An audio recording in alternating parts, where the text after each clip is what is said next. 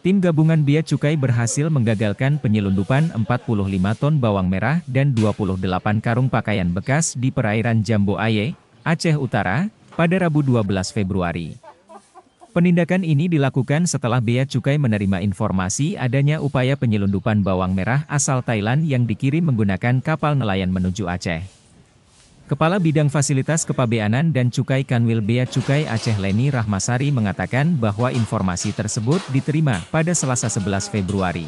Menindaklanjuti laporan tersebut, petugas segera bergerak menggunakan kapal patroli BC 30001 menuju area yang dicurigai. Setelah melakukan pengejaran, petugas berhasil menghentikan kapal KMRB dengan kapasitas 43 gross ton. Dari hasil pemeriksaan, ditemukan barang bukti berupa 1.768 karung bawang merah atau setara dengan 45 ton, 28 karung pakaian bekas. Petugas juga menyita 4 unit telepon genggam, 1 unit telepon satelit dan 1 bendera Thailand. Kapal tersebut diawaki oleh 6 orang dengan inisial MSF, Nahkoda, ND, ZK, HS, SB, dan MN. Seluruh awak kapal beserta barang bukti diamankan untuk pemeriksaan lebih lanjut. Para pelaku diduga melanggar Undang-Undang Nomor 10 Tahun 1995 tentang Kepabeanan, yang telah diubah dengan Undang-Undang Nomor 17 Tahun 2006.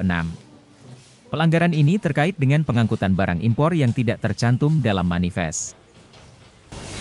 Kemudian untuk tindak lanjut dari penindakan ini, untuk kapal KMRB GT43 dititipkan di pelabuhan Kruengreke, Loksemawe.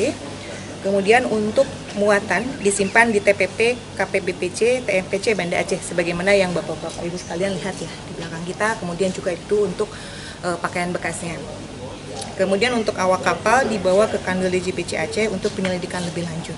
Bea Cukai terus meningkatkan pengawasan untuk mencegah masuknya barang ilegal yang dapat merugikan negara serta mengancam perekonomian lokal.